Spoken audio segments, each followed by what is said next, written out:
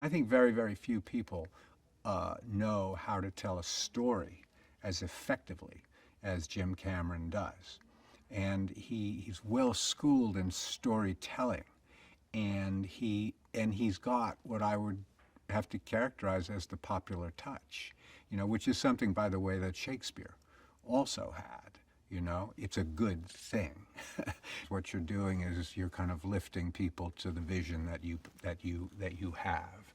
It seems to me, and I think Avatar has been able to do that, and it continues to expand, and that's hugely important. I was trying to keep up with her. We go off into the country, into the woods, and climb mountains and stuff. And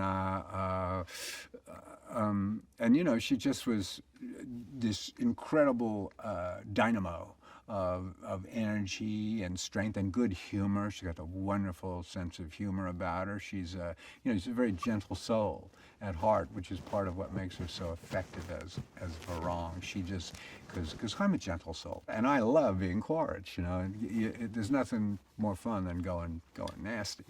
And she does too. And and as I understand it, she's just a marvelous, marvelous actress. If you watch the way Varang moves all the time, it defines the character. There's a sinuous quality to it that's very dangerous. She's like a coiled whip, the character. Uh, well, I would directly relate that back to her, the physical capabilities of her grandfather, who was pretty adept at doing things with his own body. So she's the real deal. Jack was raw material, and so for Jem, that was like, oh boy, and I think for us too. And I was there so many days with Jack, working with him, and to and just aware of the example that one has to set. That we taught him how to work, not just myself, but Sigourney uh, uh, and everybody, Zoe and Sam very much so, and taught all the kids.